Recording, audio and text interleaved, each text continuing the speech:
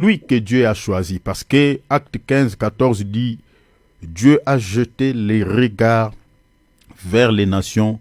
Il a choisi un peuple qui porta son nom. C'est-à-dire, vous ne pouvez pas devenir chrétien si vous n'avez jamais été le choix de Dieu. Vous ne pouvez pas se retrouver dans le christianisme si le Seigneur ne vous choisit pas.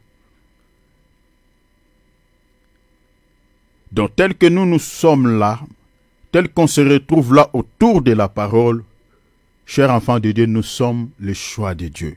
Nous avons été choisis par lui pour que nous restions avec lui et que le jour où il reviendra, que nous soyons à côté de lui. Parce qu'il dit dans Jean 14, « Je veux que là où je suis, vous y soyez aussi. » Et tous ceux qui sont choisis de Dieu, quelle que soit la parole de Dieu, quelle que soit la parole semblerait être dure, ils n'abandonneront jamais. Ils resteront toujours attachés à Jésus. Même si cette parole semble être une parole qui brise le cœur, ils resteront toujours avec Jésus comme les apôtres. Parce que les apôtres, malgré la parole que le Seigneur avait donnée, était dure pour certains, mais pour les apôtres, ils disaient, oui, le Maître, cette parole est dure, mais nous resterons toujours attachés à toi. Chers enfants de Dieu, nous sommes le choix de Dieu.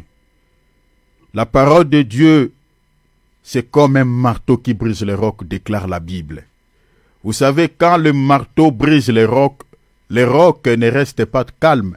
Les rocs pleurent, les rocs crient. Vous comprenez? C'est pour que ces rocs puissent prendre la forme.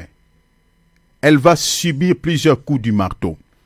Et ici, je nous rappelle que dans le temple de Salomon, le pierre qui était amené dans la construction du temple, le pierre là venait quelque part. Venait d'un pays lointain. Or, le pays lointain, c'est l'image du monde. Vous vous rappellerez l'histoire du fils prodigue. La Bible dit qu'il avait pris ses richesses et il était allé dans un pays lointain. Et c'est là où cet enfant avait vécu dans la prostitution, dans le péché en gros.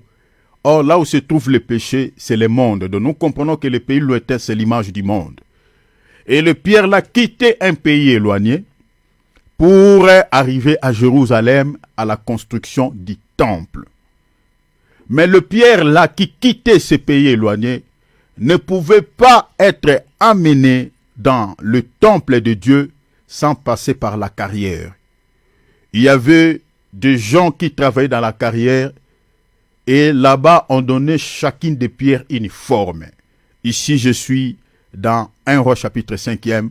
Vous pouvez lire 1 Roi chapitre 5, chapitre 6, chapitre 7 jusqu'au chapitre 8. Au chapitre 8, on parle de la fin de la construction du temple. Mais le pierre qu'on avait utilisé, ça venait de carrière. Et les gens qui travaillaient dans les carrières, c'est l'image des serviteurs de Dieu. Ces gens-là avaient des marteaux. Ils utilisaient les marteaux, le coup des marteaux, pour donner à chacune des pierres une forme. Et les pierres là, ce n'était pas si vous allez, mes bien-aimés, là où on brise de roc, là où on récupère les cailloux.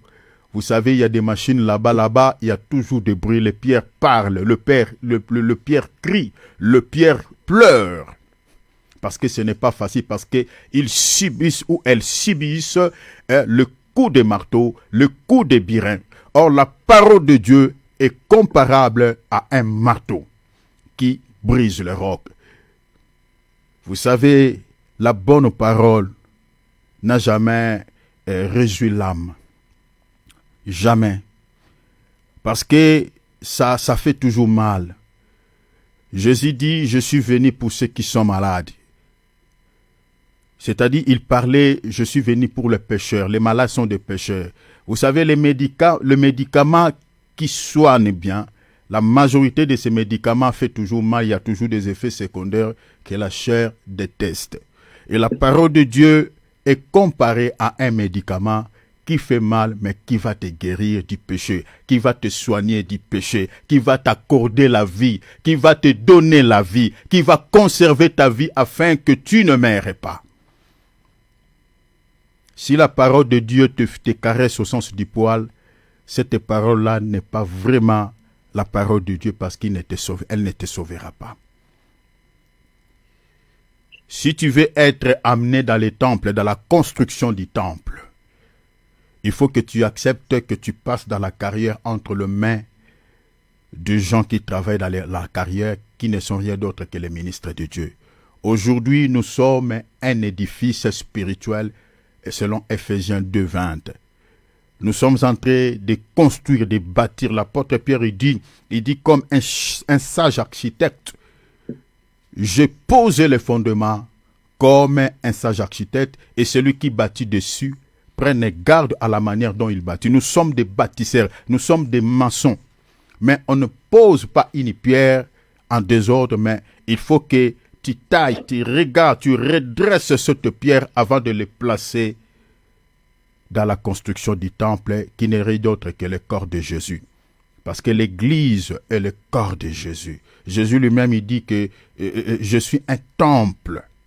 Dans le Jean chapitre 2, verset 21. Il dit, détruisez ce temple, en 3 jours je les rebâtirai. La Bible dit, il parlait du temple de son corps. Or, le corps de Jésus, c'est l'Église. Il a dit, si tu veux être une pierre qui va être placée sur cet édifice qui est spirituel, qui est le corps de Jésus, il faut que tu acceptes de prendre le coup de marteau. Et le coup de marteau, c'est l'évangile qui peut vous sauver. C'est l'évangile qui te dit, abandonne le péché pour que tu vives. C'est l'évangile qui t'amène, qui te pousse à la sainteté, qui te pousse à la sanctification, qui sème la haine du mal, qui sème la haine du péché dans ton cœur. Il faut accepter une telle parole qui te dit, si tu ne te repens pas, tu iras en enfer et tu seras obligé de se renoncer au mal et de suivre le Seigneur, de marcher à la conformité de l'évangile pour que tu sois sauvé. Bénissons le Seigneur Jésus. Dis-lui des mots qu'il faut. Dis-lui que tu l'aimes. Demain, oh Seigneur, je t'aime. Oh Papa, je t'aime. Oh Papa, je t'aime. Oh Papa, je t'aime. Oh Papa, je t'aime de tout mon cœur. Jésus, je t'aime de toute ma vie. Jésus, je t'aime, je t'aime, je t'aime, je t'aime, je t'aime. Oh Papa, je t'aime de tout mon cœur. Ah oui, je t'aime de toute ma vie. Papa, je t'aime de tout mon cœur. Ah oui, je t'aime de toute ma vie. Je t'aime, je t'aime, je t'aime, je t'aime, je t'aime. Oh, oh, Papa, je t'aime. Je t'aimerai. Tant que je vivrai, tu resteras pour moi un père. Je resterai pour toi un fils. Je t'aime sincèrement. Je t'aime, Seigneur. Je t'aime, mon Père. Rien ne peut nous séparer de ton amour. Rien ne peut nous séparer de ton amour. Ni les choses présentes, ni les choses à venir, ni la maladie, ni le mal, ni le péché. Seigneur, nous t'aimons. Car la parole dit, tu aimeras le Seigneur ton Dieu de tout ton cœur, de toute ton âme, de toute ta pensée, de tout ton esprit. Nous t'aimons notre Dieu, la raison pour laquelle nous sommes là. Nous sommes là autour de ces programmes. Nous t'aimons. Ah oui, je t'aime. Ah oui, je t'aime. Papa, je t'aime. Papa, je t'aimais, je t'aimais, je t'aimais, je t'aimais, je t'aimais, je t'aimais, je t'aimais, oh. Je t'aimais, Seigneur, de tout mon cœur. Ah oui, je t'aimais, de toute ma vie. Ah oui, je t'aimais, de tout mon cœur. Papa, je t'aimais, de toute ma vie. Je t'aime, Seigneur. Oh, oh, oh, oh.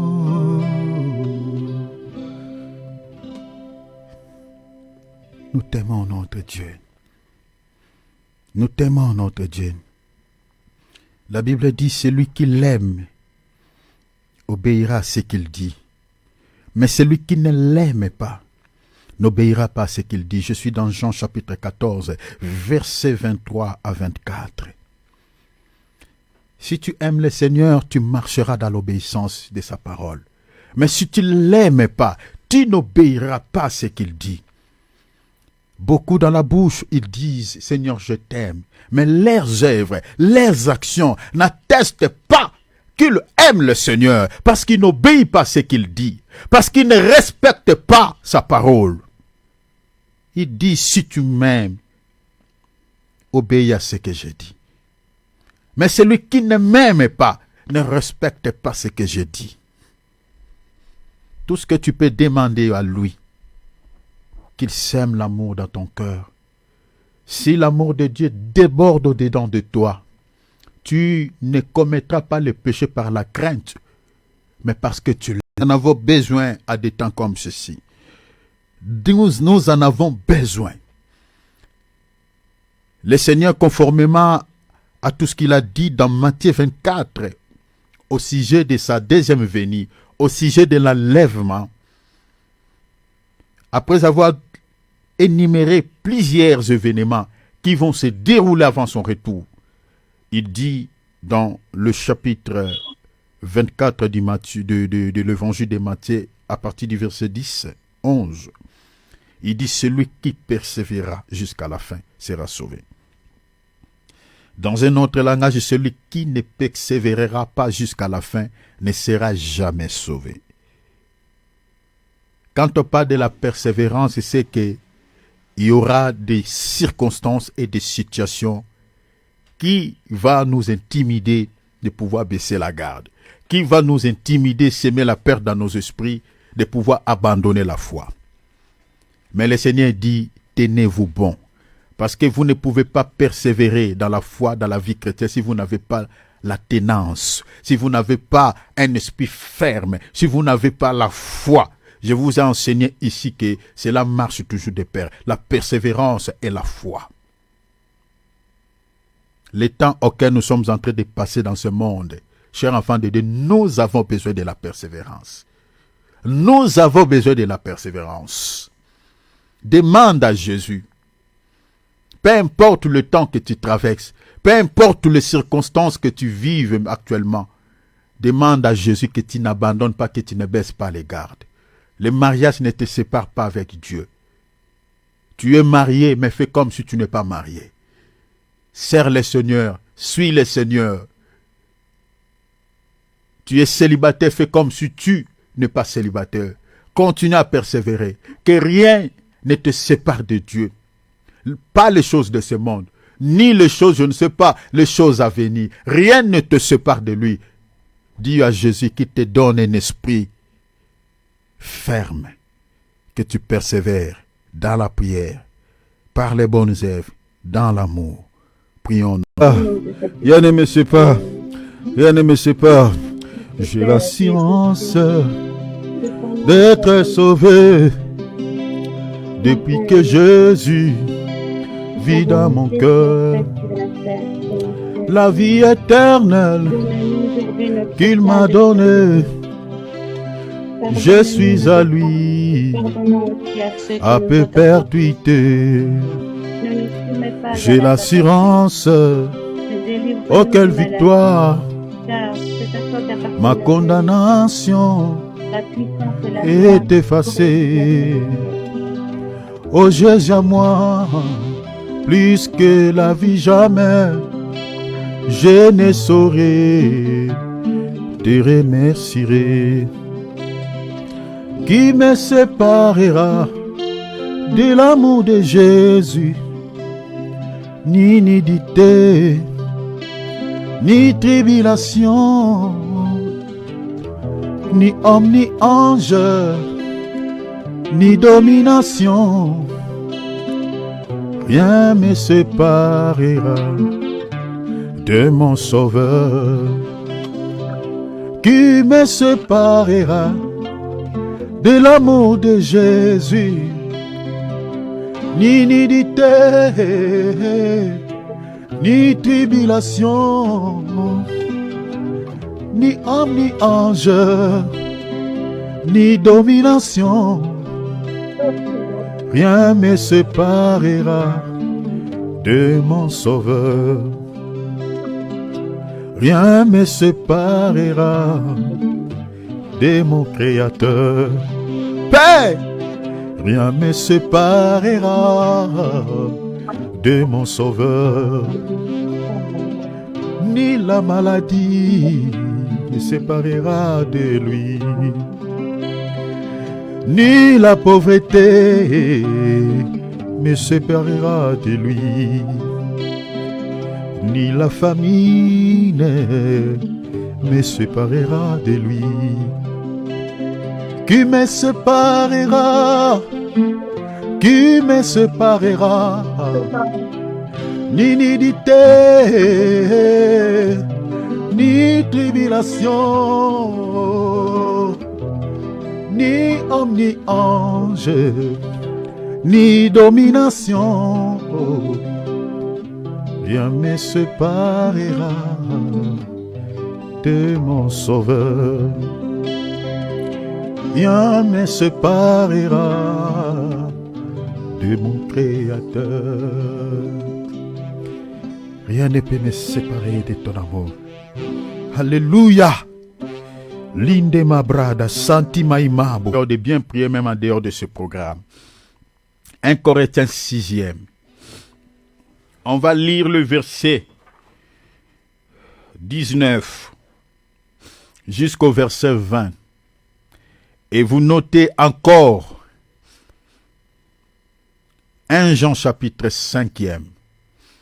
Je crois qu'on lira les versets 8 si je m'abuse, mais on lira ces versets. Mais lisons d'abord 1 Corinthiens chapitre 6e, versets 19 à 20. Et le deuxième passage, l'épître de 1 Jean. Je ne dis pas l'évangile, mais l'épître de 1 Jean, chapitre 5e, verset 8. Ça, on lira après. Nous allons prier à base de ce deux passages. Parce que quand tu pries, il faut connaître de qui tu es. La Bible dit, le peuple périt parce qu'il lui manque la connaissance. Le diable est en train de manipuler, de jouer avec la vie de ces chrétiens qui n'ont pas la connaissance de la parole. Parce que le diable sait qu'ils sont des ignorants. Et comme ils n'ont pas la connaissance, le diable est en train de les maltraiter. Mais toi, tu n'es pas ces chrétiens-là. Lisons. Ne savez-vous pas, vérifiez là-bas, que votre corps, ton corps, on ne parle pas d'un corps spirituel, mais ton corps physique, matériel, est le temple du Saint-Esprit qui est en vous. S'il y a un lieu où l'Esprit de Dieu habite, ce lieu-là, c'est ton corps. C'est-à-dire, si les gens cherchent l'adresse où habite le Saint-Esprit habite dans les corps des chrétiens, pas dans les corps de tous les chrétiens, mais dans les corps des vrais chrétiens. Parce que le verset précédent dit « fuis l'impudicité ». C'est-à-dire, ceux qui sont séparés du péché, leur corps est devenu le demeure ou la maison du Saint-Esprit. Mais ce qui m'intéresse ici, c'est la partie B.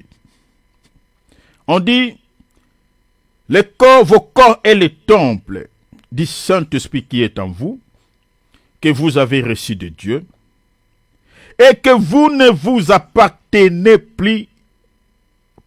point en vous-même. Vous ne vous appartenez point en vous-même. Verset 20. Car vous avez été racheté à un grand prix. Donc, c'est-à-dire, quand tu achètes quelque chose, c'est-à-dire cette chose-là t'appartient. Quand tu vas dans une boutique, tu achètes le lait. Le lait-là n'appartient plus à ce monsieur le vendeur, mais ça appartient désormais à la personne qui l'a acheté.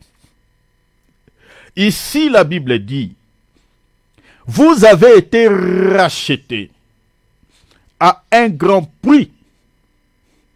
Glorifiez donc Dieu dans votre corps, ton corps, ta chair, et dans votre esprit, au niveau de l'âme, ton âme, qui appartiennent à Dieu. Qui appartiennent à Dieu. Ton corps n'appartient pas à la maladie que Satan a mis dans ton corps là. Ton corps n'appartient pas aux influences sataniques. Ton corps n'appartient pas aux condamnations familiales ou aux liens familiaux ou aux réclamations sataniques. C'est-à-dire, quand tu pries, tu dois rappeler à Jésus que Seigneur, du moment où j'ai abandonné le monde, j'ai quitté les camps de l'ennemi, je t'ai accepté dans ma vie comme Seigneur et Sauveur. Depuis ce temps-là, Seigneur, je t'appartenais. J'appartenais plus à l'autre, mais je t'appartiens parce que tu m'as racheté. Colossiens 1, 12, 13 dit, il nous a transportés des ténèbres à la lumière. Pour qu'il nous transporte, il avait payé le prix parce qu'on était dans les camps de l'autre. Tel que tu es là, tu es la propriété privée de Jésus. S'il y a des choses, si le diable cherche à t'imposer des choses, le diable cherche peut-être à te maltraiter, tout ce que tu peux lui dire, j'appartiens à Jésus. Donc tu n'as plus le pouvoir de s'aimer n'importe quoi dans mon corps, de m'imposer quoi que ce soit, parce que je suis la propriété privée du Seigneur Jésus. Et quand tu fais de telles déclarations dans le monde spirituel, il y a l'impact de cela. Parce que les esprits obtempèrent à tout ce qui est la parole de Dieu, obéissent à cela. Mais il faut que tu les connaisses et que tu les rappelles. Et le Seigneur, depuis le lieu de sa demeure, saura que tu connais de qui tu es. Et c'est que tu l'appartiens. Je ne sais pas qu'est-ce que la situation ou les réalités que tu traverses actuellement. Qu'est-ce que le diable est en train de t'infliger ces derniers temps? Tu ne lui appartiens pas. C'est ça ce que tu vas lui rappeler. La maladie là, je ne sais pas. Si cela est venu de lui, dis-lui, prends tout ce qui est à toi. Prends ta maladie, prends ta pauvreté, prends tes situations. Pars avec, parce que je suis la propriété privée de quelqu'un. Jésus m'a racheté. Il a racheté mon corps. Il a racheté mon esprit. La Bible dit, ton esprit et ton corps appartiennent à Jésus. Les démons ne peuvent plus posséder ton âme, parce que tu appartiens à lui. Ça, c'était la première écriture. Lisons 1 Jean. Il faut lui rappeler. Il faut connaître de qui tu es. Et puis, qu'est-ce que tu as. 1 Jean 5. Nous allons prier à base de ces deux passages. Chapitre 5e, on va lire le verset. Je suis dans... Changeons plutôt, lisons le chapitre 3e. Changeons s'il vous plaît. On va lire le verset 8. Je me suis trompé avec le chapitre. Lisons le chapitre 3, verset 8. Celui qui est dans le péché est du diable. Car le diable pêche dès le commencement. C'est-à-dire, toutes ces personnes qui vivent dans le péché. Ce n'est pas moi, mais c'est la Bible. C'est-à-dire tous les païens appartiennent à Satan automatiquement. Tous ceux qui vivent dans le péché. Ça, c'était une parenthèse. Mais je ne vais pas en aller là-bas. Mais j'attire déjà notre attention à cela. Donc ceux qui n'ont pas Jésus-Christ dans leur vie, qui demeurent dans le péché, ils appartiennent directement au donc sans virage, appartiennent à Satan. Voilà pourquoi nous devons prier pour toutes ces personnes-là, pour qu'ils appartiennent à Jésus. Quiconque est né, quiconque plutôt celui qui pêche est du diable, car le diable pêche dès le commencement. Mais la partie qui m'intéresse, c'est la partie B. Le Fils de Dieu apparut afin de détruire les œuvres du diable. Amen. Le Fils de Dieu apparut afin de détruire les œuvres du diable. Le Seigneur n'était pas venu sur terre pour jouer avec Satan. Il n'était pas venu sur terre pour faire des blagues avec les diables et les démons. Mais sa mission, ce qui était contenu dans son cahier de charges, c'était de pouvoir détruire les actions, détruire les œuvres des mondes des ténèbres, détruire les réclamations familiales, détruire les liens familiaux, détruire cette maladie que le diable t'a imposée. C'est pour détruire toutes les œuvres de Satan, détruire la sorcellerie, détruire les blocages, détruire le célibat prolongé, détruire les influences sataniques qui étaient sur nous. Le Fils de l'homme apparut, le Fils de Dieu apparut. Son apparition sur la terre, c'était de détruire. La Bible dit, mon Père agit, moi aussi j'agis. Si notre Dieu agit, nous aussi nous agissons. J'aimerais ici que tu te lèves comme un lionceau, parce que notre Seigneur est le lion de la tribu de Juda. Les lions ne jouent pas avec les autres animaux. Ils déchirent. Et toi, tu es un lionceau. J'aimerais que tu entres dans le camp de l'ennemi, que tu sèmes la pagaille, que tu renverses les autels qu'on a érigés contre ta vie. Ne joue pas, cher enfant de Dieu. Tu as la puissance de Dieu. Tu as le Saint-Esprit. Tu n'es pas n'importe qui. Détruis les plans sataniques au sujet de tes enfants. Lève-toi. J'aimerais ici que tu te lèves. Renverse tout ce que l'ennemi a préparé. Détruis ses œuvres. Si Jésus a détruit les œuvres de Satan, nous aussi, nous avons ce pouvoir de détruire les œuvres de Satan. Prions au nom de Jésus. Prions au nom de Jésus. Commençons à renverser. Prions au nom de Jésus. Alléluia. Merci. Il est là. Il est là. Il est là. Il est là. Il est là. Oh. Il est là. Il est là. Oh. Il est là. Il est là. Oh. Il est là. Il est là. Il est là. Il est là. Il est là. Il est là. Jésus est là. Sentons sa présence. Oh, le Père est là. Sentons sa présence. Jésus est là. Sentons sa présence. Jésus est là. Sentons sa présence. Le Père est là. Il est là. Oh, il est là. Il est là. Il est là. Il est là. Oh, il est là. Il est là. Jésus est là. Sentons sa présence. Jésus est là. Sentons sa présence. Jésus est là. Sentons sa présence, le Père est là. Sentons sa présence, Jésus est là. Il est là, oh, il est là. Il est là, oh, il est là.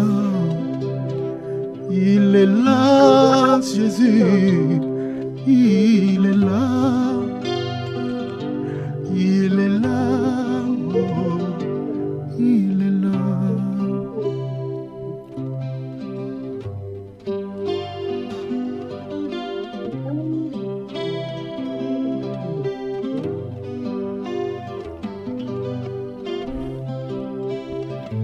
Sentons sa présence, Jésus est là.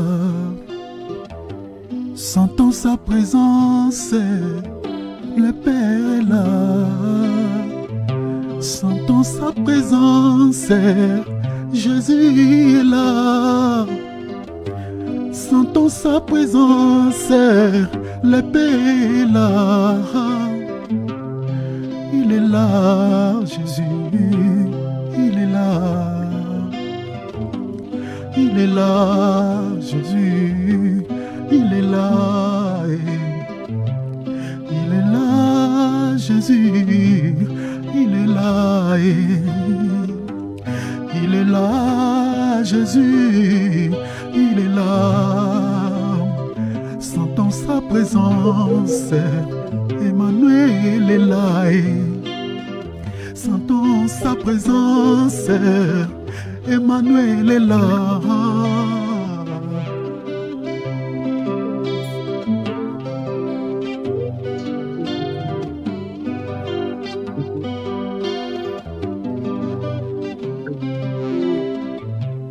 Il est là. Il est là. Il est là. Il est là. Sois béni, Père. Sois béni, Papa. Merci du fond du cœur. Parce que, Seigneur, la porte du ciel est Merci ouverte. pour ta présence. Nous pouvons rentrer, Seigneur. Merci pour ta présence. Nous pouvons rentrer, Seigneur. Merci. Alléluia. Alléluia. Gloire à Dieu. Gloire à Dieu. Gloire à Dieu. Alléluia. Alléluia. Voilà. Nous continuons sur cette thématique que nous avions commencé il y a déjà quelques semaines. Nous sommes en train de parler sur ce thème que vous connaissez déjà. Sommes-nous véritablement au temps de la fin? Et nous avions mis encore un sous-thème que nous avions intitulé l'enlèvement. Jusque-là, nous sommes en train d'étudier si nous sommes réellement au temps de la fin. Ainsi, cela nous permettra, après avoir compris que nous sommes réellement au temps de la fin, parce que nous sommes au temps de la fin, par rapport à quelques témoins que nous avions déjà partagés dans les Écritures, mais nous sommes en train de creuser encore pour que nous comprenions avec certitude que nous sommes véritablement au temps de la fin. Ainsi, cela nous permettra maintenant de parler sur l'enlèvement, parce que on ne peut pas se préparer pour l'enlèvement si on n'a pas la notion du temps, si on ne connaît pas quelle heure est-il dans l'horloge de Dieu, si on ne sait pas que le Messie est tout proche à la porte. Voilà pourquoi nous sommes d'abord allés là-bas pour faire cette étude sur la notion du temps. Ainsi, nous parlerons sur l'enlèvement. Cela nous permettra de pouvoir marcher, mes bien-aimés, en gardant la parole de Dieu, dans la crainte de notre Seigneur, tout en chanson que nous sommes vraiment à la fin des temps. Si le Seigneur revient, s'il me trouvera, soit dans mon travail, soit en train de dormir, soit en train de faire quelques courses, je sais que je suis déjà préparé, je partirai dans la félicité, sans pouvoir chercher à rentrer dans la maison ou à regarder à gauche, à droite. Donc, je suis déjà prêt, je suis déjà préparé et Peu importe l'endroit, les lieux où je me retrouverai, si le Seigneur revient, je partirai avec lui. Voilà. Et là, nous sommes attelés sur euh, un point que nous avions intitulé l'opportunité majeure pour les peuples non juifs. Donc, j'ai déjà parlé de cela, mais je continue à partager là-dessus avec nous la parole parce qu'on avait vu que selon les prophéties bibliques, les prophètes du Tanakh avaient prophétisé que l'Israël, s'il ne respecte pas Dieu, s'il n'obéit pas au commandement de Dieu, sera dispersé par Dieu. Dieu le frappera par la malédiction décrite dans Deutéronome 28. Il va être dispersé à travers les quatre coins de la terre et l'Israël restera longtemps sans État. Et nous avions vu dans les Écritures que l'Israël avait désobéi au commandement de Dieu. Depuis la sortie de ce peuple au pays d'Égypte jusqu'au pays de Canaan, ce peuple n'a jamais respecté Dieu, n'a jamais obéi à la parole de Dieu ou au commandement de Dieu. Il s'est laissé toujours traîner derrière le culte des païens, derrière le culte des nations. Les deux grands péchés que l'Israël a commis vis-à-vis de ce Dieu, c'était l'idolâtrie. C'était souvent ça. Si vous lisez minutieusement depuis la sortie de ce peuple jusqu'à, je peux dire, à Malachie, vous verrez, je peux dire même jusqu'à Christ, ce peuple s'est laissé souvent traîner à l'idolâtrie. Donc, ils abandonnaient leur Dieu pour faire le culte des païens, vivre comme les païens. C'est-à-dire, voilà, ils introduisaient, vous connaissez déjà quand on parle de Baal, Astarté, c'était des dieux étrangers que l'Israël prenait ces dieux-là pour son Dieu, se prosterner devant ses idoles. Alors, ceci, selon la parole de Dieu, c'était déjà, voilà, la transgression des commandements de Dieu. C'est-à-dire, il y a des commandements, c'est-à-dire, en se prosternant devant l'idole, l'Israël transgressait sérieusement les deux commandements de la Torah décrite dans Exode chapitre 20 à partir du premier verset jusqu'au sixième verset. Ces deux commandements étaient sérieusement transgressés. Déjà, rien que l'idolâtrie, c'était déjà une transgression aux deux commandements de Dieu. Alors, cela avait provoqué la jalousie dans les cœurs de Dieu. Dieu avait déversé toutes les paroles de malédiction qu'il avait annoncées il y a 1600 ans avant Jésus-Christ sur ce peuple. Il a pris toutes les malédictions de Deutéronome 28. Le Seigneur a déversé, il a frappé ce peuple par ces malédictions. Vous voyez, parce qu'il avait dit à l'Israël, si vous n'obéissez pas à moi, si vous obéissez plutôt, il dit, vos ennemis, c'est-à-dire quand vous serez attaqués par les ennemis, ils viendront par un seul chemin, mais dispersés par les sept chemins. Mais le Seigneur, quand il maudit, il dit, si vous n'obéissez pas à mes commandements, vos ennemis, vos ennemis s'attaqueront à vous et c'est vous maintenant qui vont être dispersés par les sept chemins. Donc, vous voyez que tout ce que Dieu avait dit s'est accompli tel qu'il avait annoncé dans Deutéronome 28. L'Israël a pris fuite devant ses ennemis et ils ont été dispersés dans les quatre coins du monde.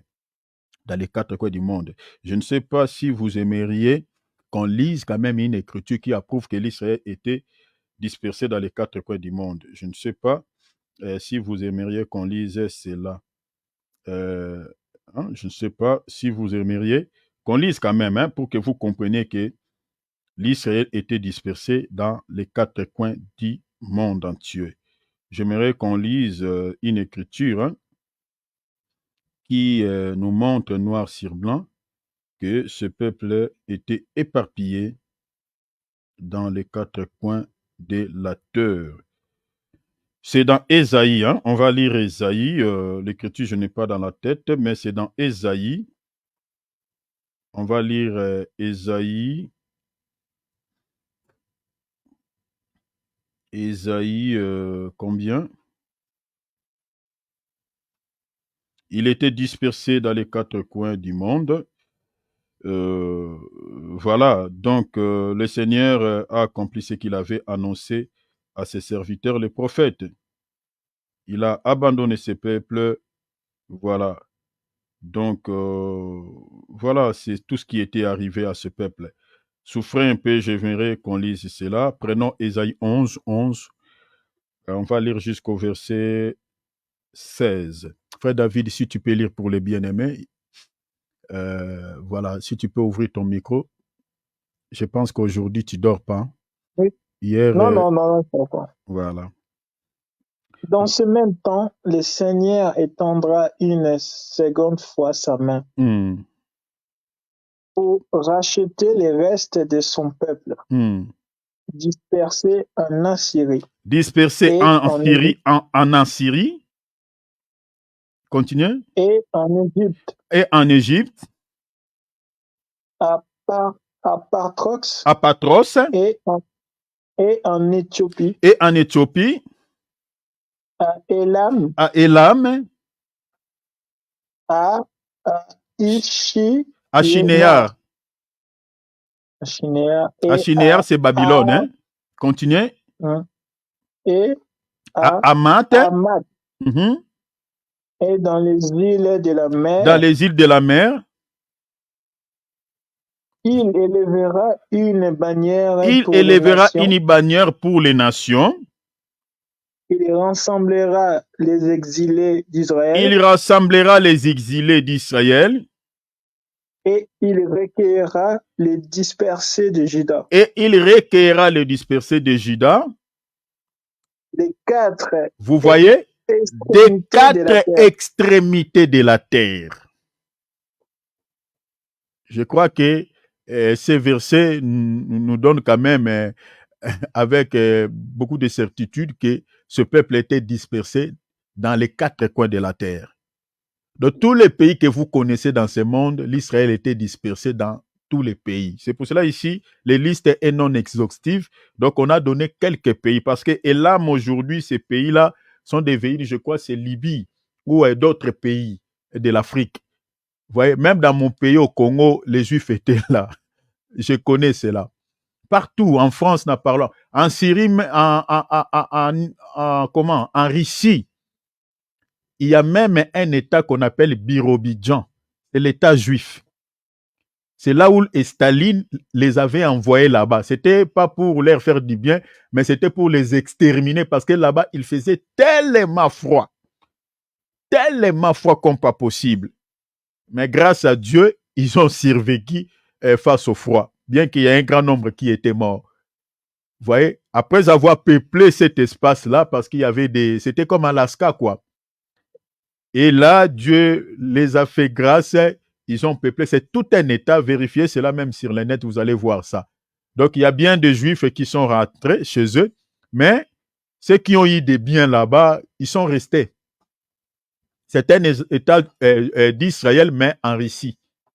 Voilà. Donc, ils étaient dispersés partout. Mais Dieu a accompli ce qu'il avait annoncé. Il les a ramenés. Mais nous avons compris qu'il y a des millénaires.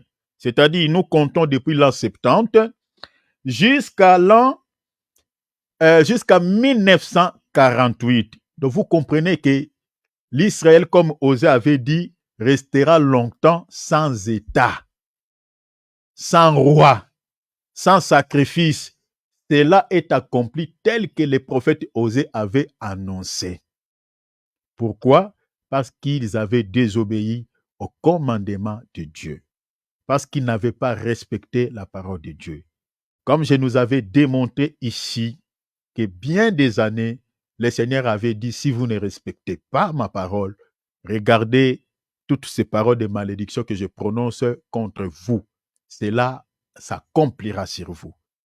Et plus de 1600 ans, l'Israël n'a pas respecté Dieu, n'a pas voulu obéir à la parole de Dieu et Dieu a accompli ce qu'il avait annoncé sur eux.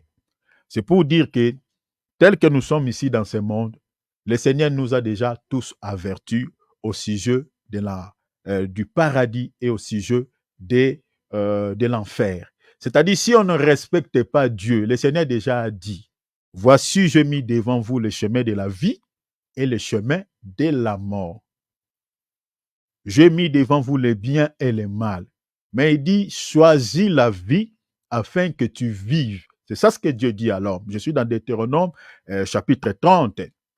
À partir du verset 15, vous pouvez lire jusqu'au verset 20. Donc, choisis la vie afin que tu vives. Or, la vie dont Dieu dit choisis la vie, donc vous comprenez que les salis, il est question aussi du choix de quelqu'un. Donc, il y a d'autres qui ont choisi, et même de son propre gré, c'est-à-dire volontairement, la voie de la mort. Vous comprenez? Mais le Seigneur dit à l'homme, choisis la vie. Parce qu'il y a des possibilités devant toi. Il y a le chemin qui conduit à la mort et le chemin qui conduit à la vie. Mais comme l'homme ne sait pas choisir, frère David, lit d'abord cette écriture de Deutéronome. Lis ça.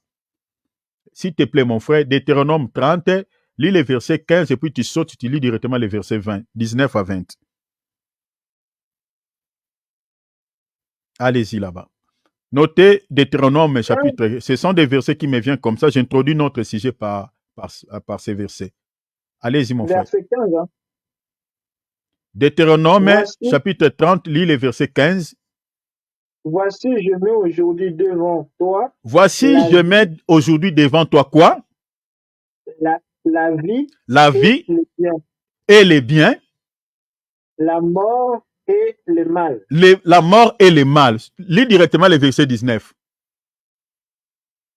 Je prends aujourd'hui à témoin. Le Seigneur dit, je prends aujourd'hui à témoin quoi?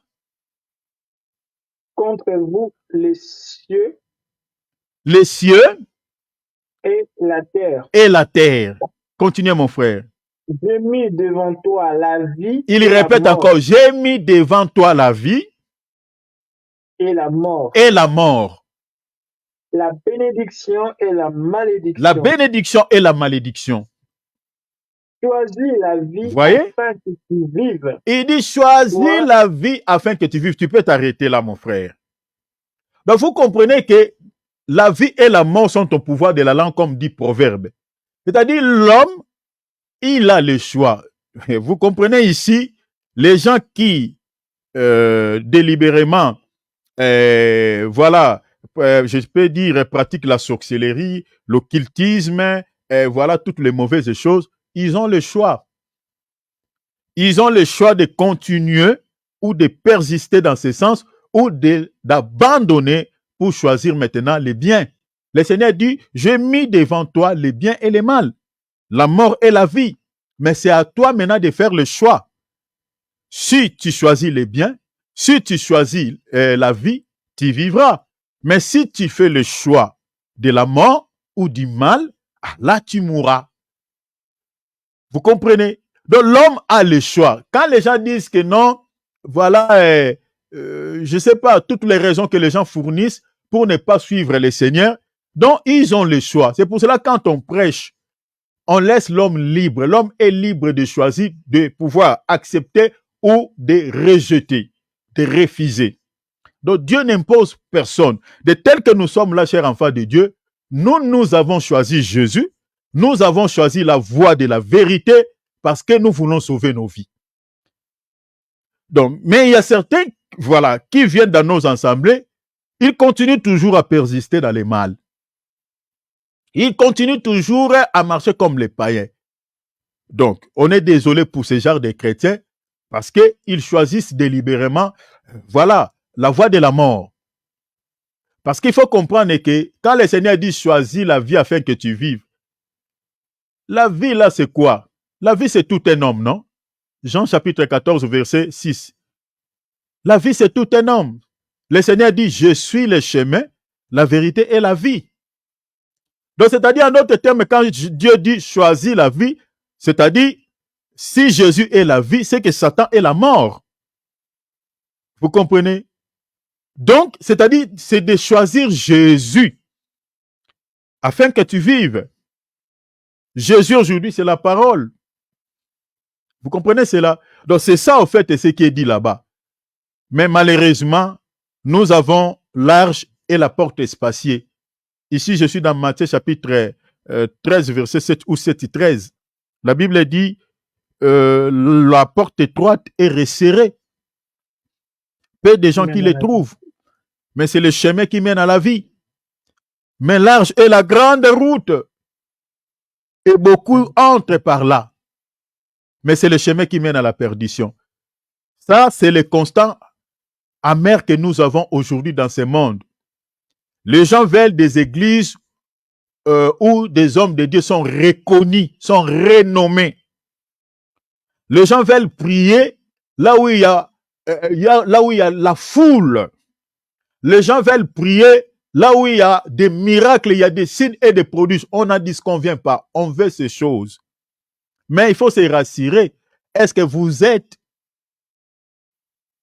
entre le mains d'un vrai prophète, ou vous êtes sur l'arche, ou si vous êtes sur le chemin étroit? Parce qu'il y a des églises qui sont des larges, des portes spaciées, où on ne condamne pas les péchés, comme par exemple les catholiques, comme par exemple les témoins de Jéhovah, comme par exemple d'autres confessions religieuses que vous connaissez dans ce monde. Ils prennent de l'alcool, ils peuvent prendre plusieurs femmes. Comme je connais certaines églises à Kinshasa, une église qu'on appelle l'église primitive, ce pasteur-là, il a au moins 12 enfants. Et 12 femmes. Lui, il ne se marie qu'avec des filles vierges et des filles des filles qui sont ses enfants. Donc, un monsieur qui a, je peux dire 65 à 70 ans, mais qui épouse des filles de 15 ans, 16 ans. Et ce n'est pas une seule femme, il a au moins 12 femmes comme ça, qui sont des filles, qui sont ses enfants. Au nom de la parole. Il touche les Écritures de l'Ancien Testament avec ses mains sales pour justifier ses pulsions sexuelles. Voilà, justifier cela dans ces Écritures. Ça, ce sont des larges. Et les gens qui prient dans de telles assemblées, ils sont sur le chemin large, le chemin qui conduit à la perdition. La Bible dit, il y en a beaucoup qui entrent. La majorité, laisse-moi nous dire, je ne dis pas tous, mais la majorité de méga church, ce sont des larges. Ce sont des voies qui mènent à la perdition. Si vous êtes déjà dans une assemblée où on ne condamne pas les péchés, où on ne vous prêche jamais la repentance, on ne vous parle pas sur les péchés, vous n'avez jamais entendu depuis que vous êtes dans cette assemblée un thème sur les péchés. On met un thème, on parlera rien que sur les péchés, les thèmes, les péchés. Aujourd'hui, c'est rare, hein? C'est rare. Regardez même sur le net, c'est rare. Vous voyez dans une assemblée, on met un thème sur les péchés. On va parler sur les péchés. Le thème, c'est les péchés. Rare. La repentance, encore aussi moins. C'est souvent des messages qui touchent la chair.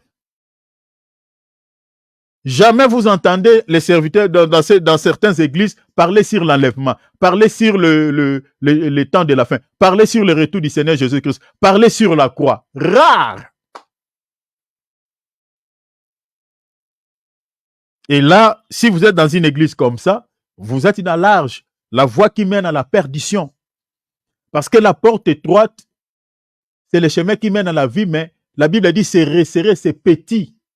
Ce sont des églises où il n'y a pas beaucoup de monde. Ce sont des églises qui prêchent la vérité, rien que la vérité. Les hommes de Dieu ne prêchent pas pour plaire aux hommes, mais pour plaire à Dieu. Ils ne caressent pas les fidèles au sens du poil. Ils leur prêchent la vérité, rien que la vérité, pour sauver leur vie, pour sauver leurs âmes. Ils ne sont pas amis avec le fidèle. Ils sont serviteurs de Dieu et ils ne restent à la position des hommes de Dieu. Ils sont loin de tout excès. Vous ne les verrez pas dans les magouilles. Je suis désolé, je lis une information dans un article d'un serviteur de Dieu que j'étais le nom, qui est reconnu ici à Paris. C'est un homme de Dieu, quand vous regardez sur les réseaux sociaux, il a plus de vues comme pas possible. Il a une grande église ici à Paris. Mais on l'acquise de quoi? De l'escroquerie. Il a détourné l'argent de l'église. L'argent qu'on mettait pour soutenir les pauvres, pour aider les pauvres, c'était une grosse somme d'argent. Lui, il a détourné cet argent qui était dans la banque. Et je crois que c'est la banque qui a signalé voilà certains fidèles pour dire que tout l'argent que vous mettez ici, voilà, il y a cet homme de Dieu, votre pasteur, il a récupéré toute cette somme. Voilà, il a fait. Et puis on l'a interpellé. Donc il est interpellé. Au moment où nous sommes en train de parler, il est interpellé à la justice française. Regardez cet article, c'est dans le journal parisien.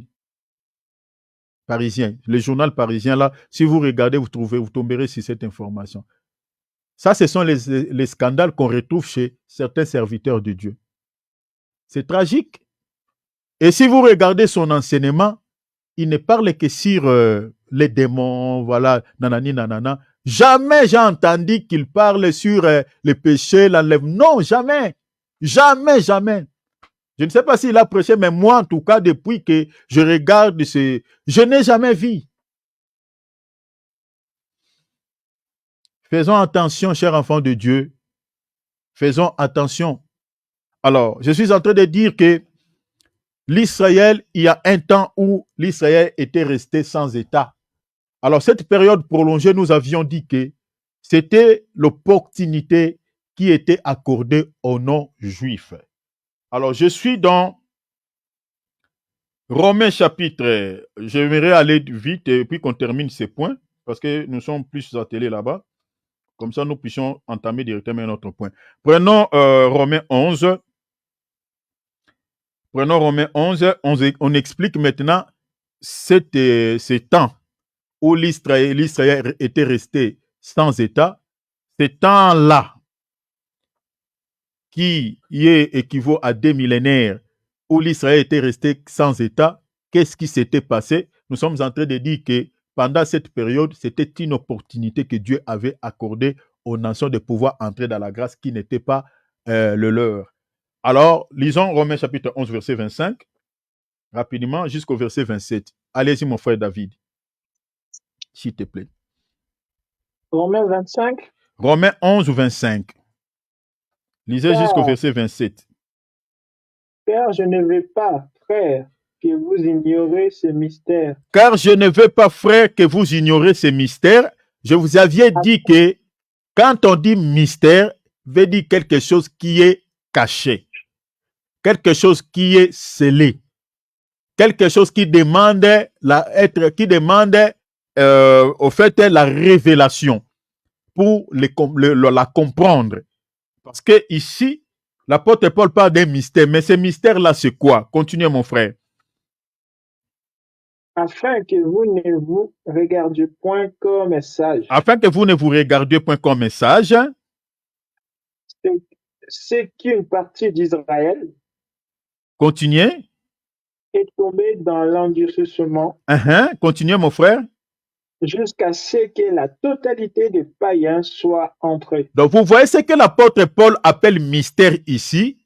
Donc, il parle de l'Israël et de l'Église. Il dit, il y a un mystère entre ces deux peuples. Le mystère, c'est quoi l'apôtre Paul dit? Il dit, il y a une partie d'Israël, parce qu'il faut comprendre quand l'apôtre Paul dit une partie, c'est-à-dire ce n'est pas tout Israël qui est tombé dans l'endurcissement, non. Il y a une partie parce qu'il y a des juifs messianiques, il y a des juifs qui ne sont pas incrédules, il y a des juifs qui acceptent Jésus-Christ dans leur vie comme Seigneur et Sauveur, comme toutes les nations. Déjà, ceux qui nous ont amenés ou apporté cet évangile, c'était des juifs. Tous les apôtres de Jésus, il y a personne qui était qui étaient des nations païennes. C'étaient tous des juifs. Donc si vous regardez tous les 12 disciples, c'était tous des juifs. Mais ces juifs-là, les 12-là, c'était l'image de l'Église. Ce sont eux qui nous ont amené l'évangile que nous avons aujourd'hui. Alors, il y a eu bien des juifs qui étaient aussi évangélisés, qui avaient crié à Jésus, aujourd'hui font partie de l'Église. Vous comprenez? Mais il y a une partie que l'apôtre Paul parle ici qui sont tombés dans l'endurcissement. Pourquoi ils sont tombés dans l'endurcissement? L'apôtre explique ceci. Il dit, regardez, ils sont tombés dans l'endurcissement parce que c'est tout un mystère. Quand il dit un mystère, c'est-à-dire c'est quelque chose, si vous n'avez pas l'œil, si vous n'avez pas l'esprit d'avance ou l'esprit de Dieu, vous ne pouvez pas comprendre pourquoi Dieu a permis qu'une partie des Juifs tombe dans l'endurcissement. Vous voyez cela? L'apôtre Paul dit, regardez ce mystère et que pour que vous, les nations, vous puissiez entrer. Vous voyez ce mystère? Vous puissiez entrer. Voilà pourquoi j'avais tantôt dit que les prophètes dans les Tanakh ou dans le Vétérotestamentaire, c'est-à-dire ou dans l'Ancien Testament, n'avaient pas vu dans le viseur l'Église. Même quand Daniel parle des 70 semaines qui ont été fixées pour expier l'iniquité du peuple, il dit, dans les 62 semaines, un oint sera retranché. Mais Daniel ne voit pas l'Église. L'ange ne lui parle pas de l'Église. On parle seulement d'un oint qui sera retranché. Et du coup, Daniel il dit directement, il parle directement d'une semaine qui, c'est-à-dire c'est l'ange au fait, qui va maintenant dire à Daniel directement les une semaine qui restera, ce qui va se passer pendant ces une semaine. Donc c'est-à-dire entre les 62 semaines et les une semaine qui restent, là il y a un mystère. Le mystère dont Paul parle ici, ce mystère-là, c'est que l'Église est née entre 62 semaines, la fin des 62 semaines, et les une semaine qui restent. L'Église est née entre ces temps. Parce que l'Église était cachée à l'intérieur de ce oint qui était retranché. Le oint là, c'est le Seigneur Jésus-Christ. Parce que l'Église était cachée en lui. Voilà pourquoi les prophètes n'ont pas vu ça. Même les anges n'ont pas vu l'Église. C'est pour cela que l'apôtre Paul parle du mystère, parce que l'Église est un mystère. Je crois que si vous lisez même Colossiens chapitre 13, voilà. C'est un mystère. Colossiens chapitre 3, je crois, ou 4. Vous verrez cela. Vous voyez? Alors, le mystère est que il a fallu pour que l'Église soit née, pour que l'Église puisse bénéficier de la grâce qui n'était pas à lui, il a fallu que le Seigneur puisse créer un souci à la nation d'Israël, pousser le peuple à la désobéissance de sa parole, pour que ces peuples puissent soient rejetés au fait et que l'Église puisse entrer dans la grâce. Je vous avais dit ici que nous avons des volontés de Dieu. Nous avons la volonté permissive de Dieu et la volonté parfaite. Dans la volonté parfaite de Dieu, l'Israël ne pouvait jamais tomber dans l'endurcissement.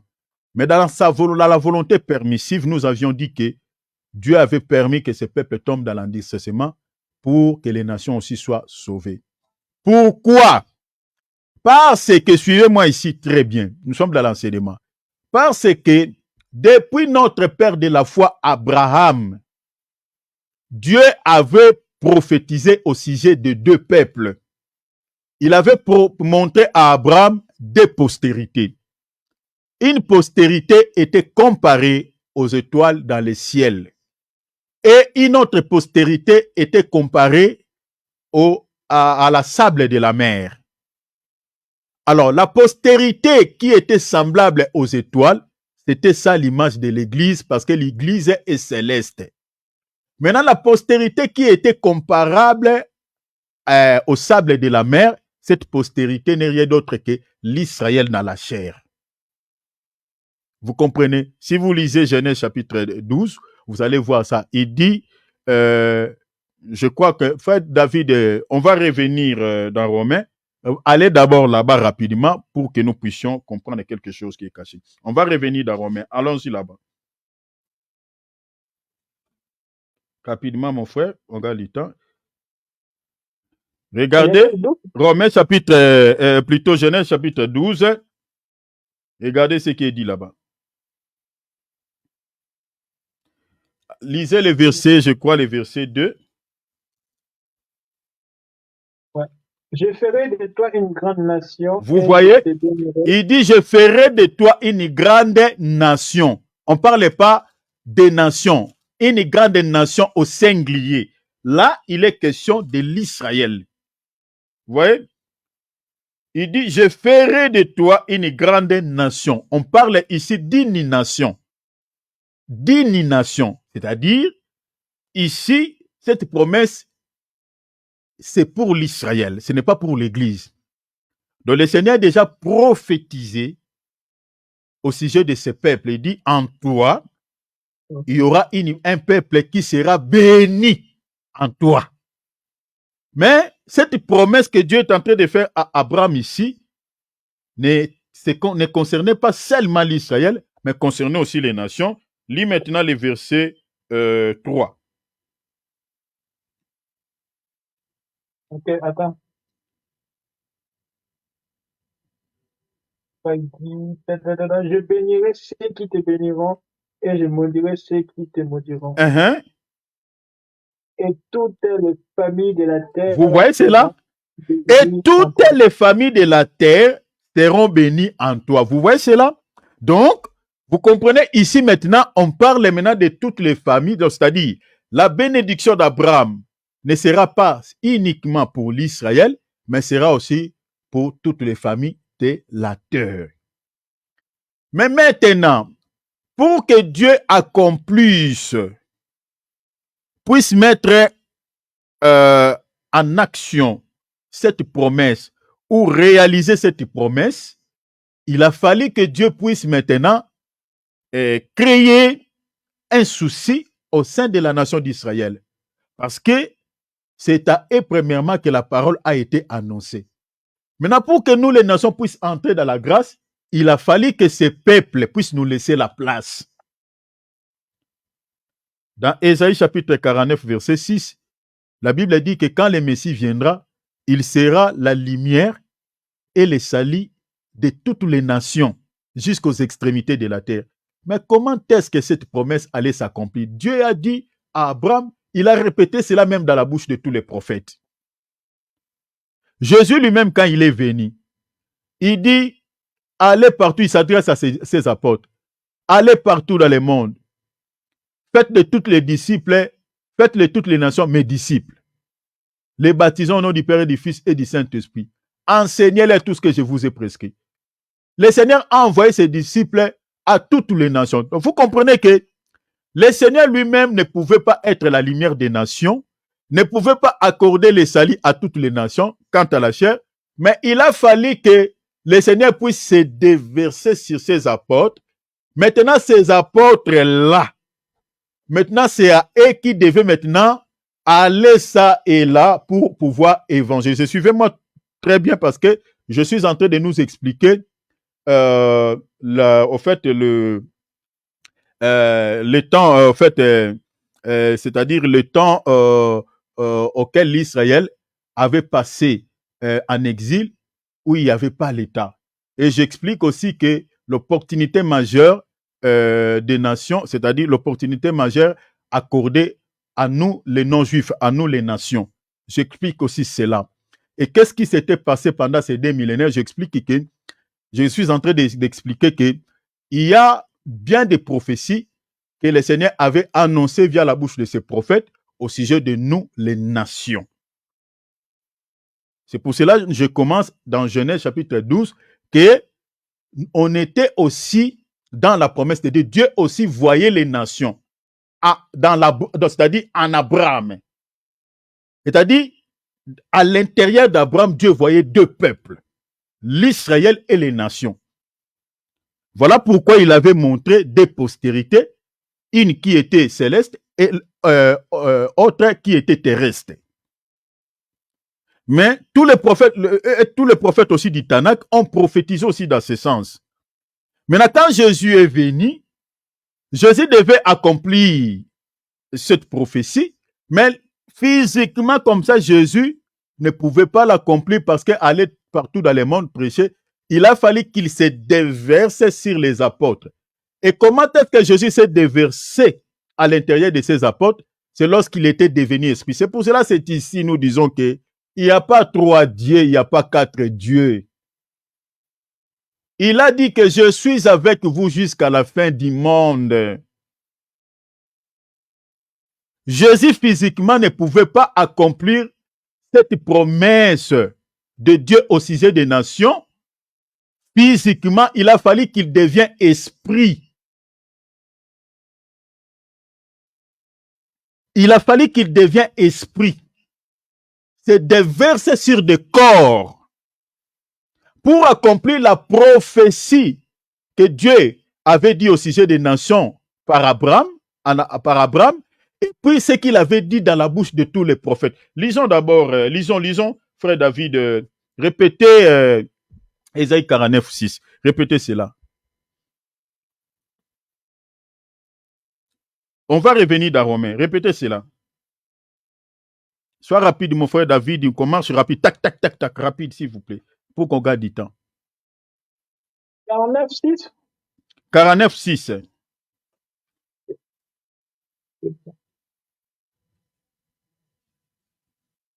Oh là là. Je lis rapidement. Il dit, ce peuple que tu sois mon serviteur, ce peuple que tu sois mon serviteur, pour relever les tribus de Jacob et pour ramener les restes d'Israël. Maintenant, la partie B concerne les nations. Maintenant, il dit quoi? Je t'établis là, maintenant, c'est la prophétie. Quand on dit je t'établis là, c'est une prophétie qui parle de Christ. Il a été établi pour qui continuer? Pour les nations. On dit pour être la lumière des nations. Et puis on dit quoi? Pour porter mon salut jusqu'aux extrémités de la terre. Pour porter mon salut jusqu'aux extrémités de la terre. Cette écriture, l'apôtre Paul va les réitérer quand ils étaient partis vers les nations. Parce que regardez, je vous donnerai l'écriture tout à l'heure. Jésus, quand il était venu, est-ce que Jésus avait accompli cette écriture dans la chair? Nous disons non. Nous disons non. Parce que dans la chair, Jésus ne pouvait pas circuler dans tout, c'est-à-dire à travers le monde, dans tous les 4 coins de la terre. Jésus a prêché la parole que à l'Israël, il a formé les 12 et puis c'est tout. Jésus n'est jamais parti au Congo. Jésus n'est jamais allé, je ne sais pas, voilà, à Libye, voilà, tous les pays en France, Suisse. Jésus n'est pas allé dans tous ces pays. Mais il y a une prophétie qui dit ici, il devait être la lumière des nations. Être le salut, c'est-à-dire apporter le salut jusqu'aux extrémités de la terre. Est-ce que physiquement, quand Jésus était venu, il avait accompli cette écriture? Nous disons non. Non. Jésus n'a pas circulé lors de son ministère pendant 3 ans et demi, n'a pas circulé le monde entier. Non, non.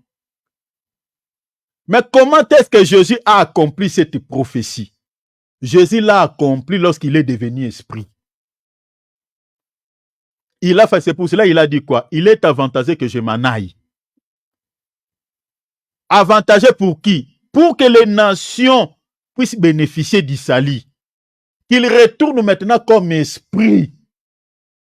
Donc quand les gens disent que Jésus, le Saint-Esprit, c'est autre, c'est triste. Parce que prenons déjà ce genre de versets. Quand on dit maintenant, où est-ce que Jésus a accompli cette prophétie? Parce qu'il devait être la lumière des nations, porter les saluts jusqu'aux extrémités de la terre. Mais Jésus a accompli cette parole lorsqu'il s'est déversé sur les apôtres le jour de la Pentecôte. C'est pour cela, dans Actes chapitre 1, verset 8, il dit, le Saint-Esprit survenant sur vous, vous serez mes témoins à Jérusalem, à Judée, à Samarie, jusqu'aux extrémités de la terre. Vous voyez maintenant comment les apôtres ont accompli ce qui était dit au sujet de Jésus ici dans Ésaïe 49, verset 6. Donc Jésus lui-même est devenu esprit. Il est entré dans le corps de ses apôtres, de ses disciples, pour accomplir cette prophétie au sujet de lui. Lisons cela. Vous allez comprendre que c'est Jésus qui était entré à eux pour accomplir Ésaïe chapitre 49, verset 6. C'était lui le Saint-Esprit. Lisons Actes. Allons-y là-bas, frère David. Allons-y. Lisons Actes. Lisons Actes. Verset combien? Lisons verset 4. Lisons verset 13. On va lire à partir du verset 46. Allez-y jusqu'au verset... on va sauter. Hein. Lirons 46, 47. On va lire 48. Lisons jusqu'au verset 51. À partir du verset 46. Ici, je suis en train d'expliquer Ésaïe 49 au verset 6. Comment est-ce que Jésus a accompli cette prophétie au sujet des nations? Parce que nous disons que... Pardon? C'est Acte 1, verset 13. Acte 13, verset 46. Nous disons que Jésus, physiquement, n'a pas accompli cette écriture. Mais il a accompli cette écriture quand il était descendu comme Saint-Esprit dans les corps des apôtres. Je ne sais pas si vous me suivez très bien. C'est là où nous disons que Jésus est le Saint-Esprit. Parce que si vous regardez, vous lisez cette écriture physiquement, vous ne verrez nulle part Jésus est allé jusqu'aux extrémités de la terre évangéliser. Non. Mais par les apôtres, Jésus s'est déversé pour accomplir cette écriture. Et l'apôtre Paul est en train de le réitérer quand ils étaient allés aux extrémités de la terre vers les païens. L'apôtre Paul va répéter Ésaïe 49 au verset 6. Que ce qui était dit à son sujet vient de s'accomplir aujourd'hui. Qu'il devait être la lumière des nations et de porter le salut à toutes les nations aux extrémités de la terre. Lisons cela. Allez-y, mon frère. Paul et Barnabas leur dirent avec assurance. Continuez. C'est à vous, premièrement, que la parole de Dieu, vous les Juifs, devait être adressée. Ok, continuez, mon frère.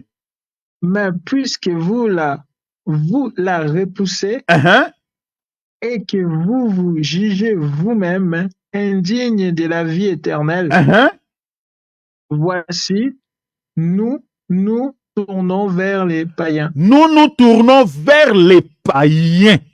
Pourquoi l'apôtre Paul dit ici? Maintenant, ici, il va répéter Ésaïe 49 verset 6. Continuez.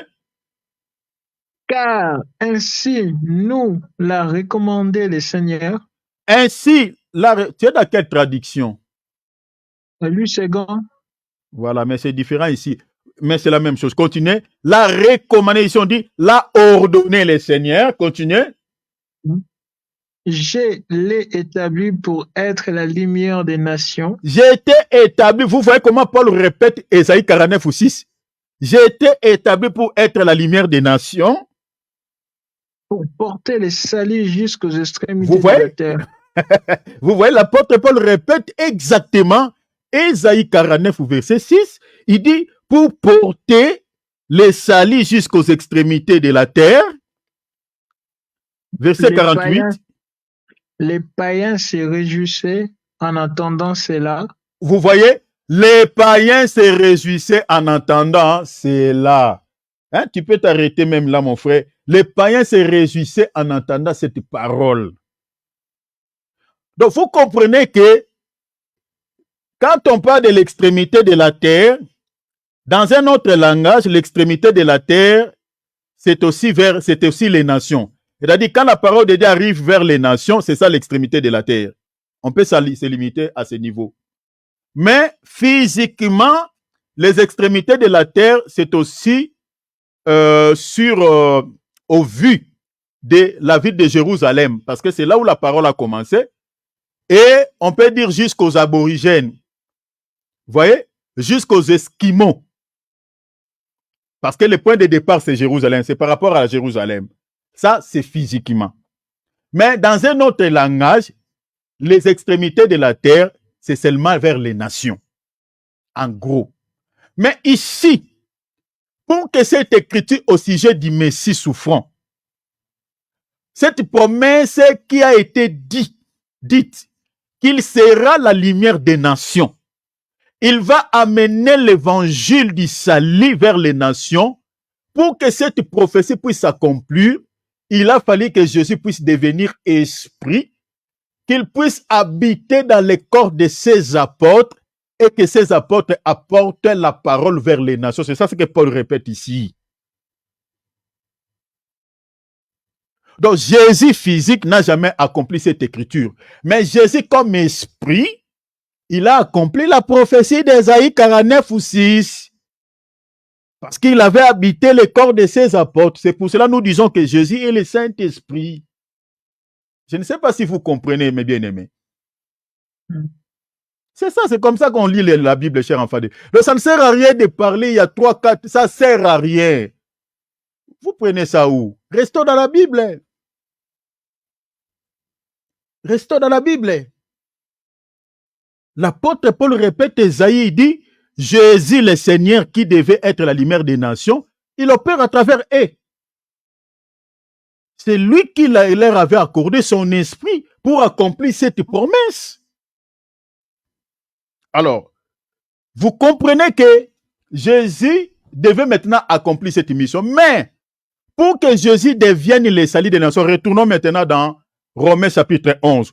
Pour qu'il devienne maintenant le salut de tout un peuple, de toutes les nations, il a fallu que Dieu puisse pousser l'Israël à la désobéissance de sa parole, pousser l'Israël à l'endurcissement du cœur pour que la totalité des peuples puisse entrer dans la grâce. Allez-y là-bas, mon frère David. Allez-y là-bas. Et ainsi tout Israël sera sauvé. Et ainsi tout Israël sera sauvé. Ainsi tout Israël sera sauvé. J'avais tantôt dit que l'Israël, tous les peuples juifs ne seront pas sauvés, mais l'Israël qui sera sauvé, l'Israël qui croira. L'Israël qui ne croira pas ne sera jamais sauvé. Ça, c'était pour enlever cet équivoque qui est dans l'esprit de certaines personnes qui pensent que l'Israël est un peuple spécial de Dieu. Voilà, tout Israël, même ceux qui demeurent dans l'occultisme et dans la sorcellerie, seront sauvés. Nous disons non. Parce qu'aujourd'hui, si vous allez en Israël, si aujourd'hui même la Kabbale est répandue dans les églises dites du Seigneur, c'est à cause de certains juifs qui sont dans la magie. Et vous allez dire quoi? Ces juifs-là qui ont répandu la magie à travers le monde dans certaines églises. Ces juifs-là, s'ils ne se convertissent pas, ils seront sauvés. Non, nous disons non. Et ceux qui meurent dans cet état iront en enfer. Ils ne sont pas spéciaux. Paul nous dit quoi? En Christ, il y a ni juif ni grec. Ils ne sont pas spéciaux. Ils ne sont pas spéciaux. Dieu se servit de ces peuples pour que la Bible soit écrite comme j'avais dit. Parce qu'il faut comprendre que l'Israël n'est pas le seul acteur que Dieu a utilisé pour que la Bible soit écrite. Dieu s'est servi au moins de 5 acteurs principaux pour mettre son programme en action. La première acteur, comme j'avais dit hier, c'est le Seigneur Jésus. Deuxième acteur, c'est Satan. Troisième acteur, c'est l'Israël. Quatrième acteur, c'est l'Église. Cinquième acteur, c'est les nations. Donc, c'est-à-dire, dans toute la Bible, nous n'avons que ces 5 acteurs qui ont permis à Dieu puisse mettre en action son projet ou son programme. Donc quand les gens disent que l'Israël n'est pas le peuple spécial, les nations aussi sont là, font partie des acteurs, et l'Église. Donc l'Israël qui sera sauvé, l'Israël qui se convertira conformément à cette écriture des psaumes chapitre 106, verset 47. Donc, je ne sais pas si c'est ça. Alors, donc vous comprenez que, comme la Bible nous montre noir sur blanc que c'est plutôt Ésaïe 59, verset 20, a changé. Ce n'est pas psaume. Ésaïe 59, verset 20. Alors, ils sont tombés dans l'endurcissement pour que les païens entrent. Maintenant, le temps là qui était prolongé, cher enfant de Dieu, qu'est-ce qui s'était passé pendant cette période où l'Israël était resté sans État? Pendant ces 2 millénaires, c'était le temps de l'évangélisation, c'est-à-dire qui avait évangélisé. Les mêmes Juifs là qui étaient dispersés par la persécution. Dieu s'est servi de ce peuple pour apporter la bonne nouvelle aux 4 extrémités de la terre, aux 4 coins de la terre. Donc quand ils étaient dispersés là, ils fuyaient la persécution, les tribulations, là où ils partaient dans ces nations-là, c'est là où ils allaient annoncer l'évangile. C'est là où l'évangile était annoncé. C'est là où au fait, ils amenaient l'évangile aux nations, aux peuples qui ne connaissaient pas Dieu. J'aimerais que nous puissions lire quelques écritures. Vous allez voir noir sur blanc. Pendant tous ces 2 millénaires, l'Israël dispersé à travers le monde, parce qu'il faut comprendre que ici, je ne parle pas de l'Israël païen, mais je parle des disciples de Jésus. Parce que quand l'empereur Tutis Salah Septante avait démoli les temples, avait massacré le peuple juif, ce n'était pas l'Israël païen seulement qui était persécuté, y compris même les disciples. Vous comprenez? Y compris même les églises de Jésus-Christ qui étaient à Jérusalem. Aujourd'hui, nous les chrétiens, s'il y a moindre oppression, on dit directement Dieu m'abandonne. On ne permet jamais à Dieu d'accomplir sa volonté dans nos vies.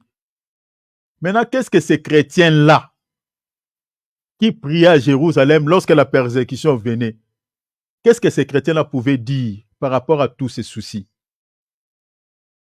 Parce que ce n'est pas seulement les juifs païens qui étaient attaqués, y compris les disciples de Jésus.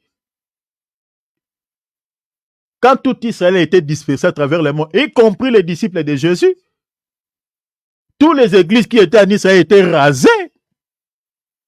Et tout ça, c'était dans les plans de Dieu. Voilà pourquoi on dit toujours toutes choses concourent au bien de ceux qui aiment Dieu. Cher enfant de Dieu, si tu es chrétien, tu sais que tu marches bien avec le Seigneur, ta vie est en ordre. Tout ce qui arrive dans ta vie, bénissez le Seigneur. Hein? Parce qu'il y a toujours un pourquoi. Parce que les chrétiens de ces temps-là, lorsque la persécution arrivait, lorsque Titus le massacrait, pouvaient quand même ce qui dire à Jésus, mais pourquoi tu permets ces choses? Alors que derrière cette persécution, Dieu était derrière. Dieu avait permis ainsi pour que ces peuples soient dispersés dans les 4 coins de la terre pour que l'évangile soit propagé. Dieu était derrière. Dieu était derrière. Vous comprenez? Lisons quelques écritures. Regardez. Lisons quelques écritures. Dieu était derrière ces persécutions. Lisons, on va lire Actes des Apôtres. On va lire Actes des Apôtres. Lisons Actes chapitre combien? On va lire chapitre 9. Lisons les versets 1, 2. On va lire jusqu'au verset... donc à partir du chapitre 9, verset 1er, on va lire jusqu'au verset 5. Allez-y mon frère David, sois rapide. Actes des Apôtres chapitre 9, verset 1er. Je vais terminer aujourd'hui avec ça. Et demain, on va partager autre chose sur un autre point. Acte 9, verset 1er jusqu'au verset 5. Allez-y, mon frère.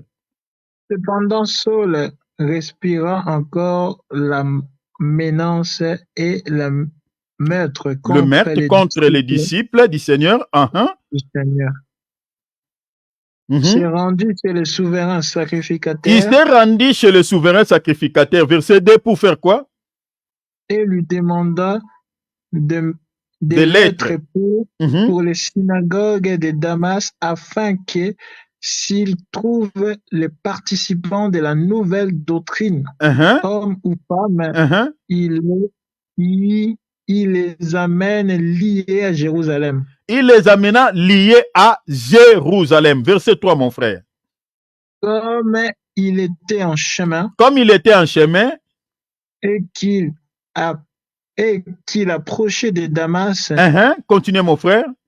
Tout à coup, une lumière venue du ciel. Une lumière venant du ciel resplendit autour de lui. Il tomba par terre et il entendit une voix qui lui disait, Saul, Saul, pourquoi me persécutes-tu? Vous comprenez ici, on parle déjà de persécution. C'est-à-dire, avant même que Titus ne vienne persécuter les Juifs, la persécution commençait déjà au sein de la nation d'Israël avec les principaux sacrificateurs. Maintenant, le but de cette persécution, c'était quoi? Continuez. Il répondit, qui es-tu, Seigneur? Et le Seigneur lui dit, je suis Jésus que tu persécutes. Il te sera dur de régimber contre les aiguillons. Continuez le verset, lis directement le verset. Bon, on va sauter. Vous pouvez lire à la maison le verset 11. Donc, vous pouvez lire jusqu'au verset 19.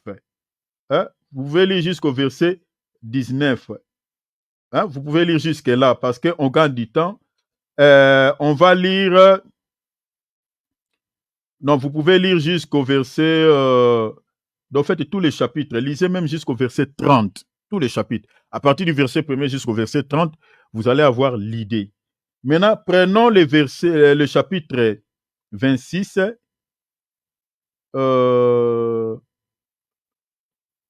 Bon, je saute certaines choses. On va lire le verset. Prenons le chapitre 8. Revenez, chapitre 8. Lis le verset 1er. Attends. Oui. Lis le verset 1er jusqu'au verset 7e. Chapitre 8, le verset 7. On saute d'autres choses pour gagner du temps. Saul avait approuvé le maître d'Étienne. Saul avait approuvé le maître d'Étienne. Ouais, il y eut ce jour-là une grande persécution. On parle toujours de persécution. Continuez, mon frère.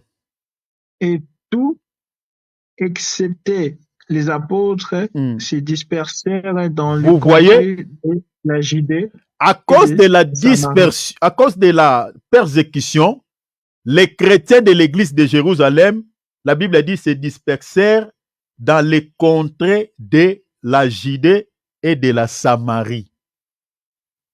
Soulignez cela, parce que je suis en train de parler une longue période où il n'y a eu pas État, où l'Israël était resté sans État. Je dis que la persécution là, cette période-là qui avait causé la persécution qui avait causé cette longue période où l'Israël était dispersé à travers le monde, c'était pour que l'évangile arrive jusqu'aux extrémités de la terre, les nations soient évangélisées par les disciples de Christ. Lisez le verset, sautez directement, lisez le verset 4. Ceux qui avaient été dispersés allaient de lieu en lieu, annonçant la bonne nouvelle de la parole. Vous comprenez? La Bible a dit ceux qui étaient dispersés. La Bible a dit aller de lieu en lieu, annonçant quoi? La bonne nouvelle de la parole. Je saute cela. Retenez cela et puis on va lire et puis on va rassembler, je vais clôturer par là. Prenons Acte 11, verset 19. Allez là-bas. Vous pouvez lire ces versets, tous les chapitres. Lisons Acte 11, 19. Vous pouvez lire jusqu'au verset 26. Lisons Acte chapitre 11, verset. Je vous parle que la dispersion des Juifs à travers le monde, c'est ça ce qui avait permis que les nations soient évangélisées. C'est pour ça que j'ai dit que l'opportunité majeure accordée aux non-juifs. Pendant toutes ces périodes où l'Israël était resté sans État, c'était pour que les nations soient évangélisées.